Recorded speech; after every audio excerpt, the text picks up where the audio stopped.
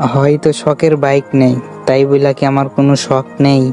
হয়তো শখের বাইক আজ নেই, কিন্তু আজ না হয় কাল ঠিকই হবে।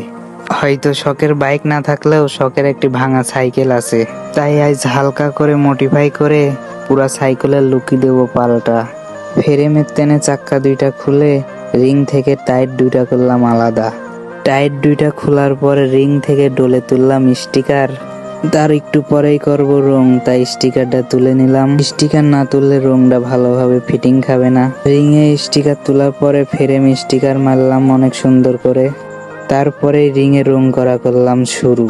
আর এই সাদা রং করার একটাই কারণ, যে কোনো মডিফাই গাড়ির রিংয়েই সাদা রং করা থাকে, তাই আমিও ভাবলাম সাদা রঙই করি।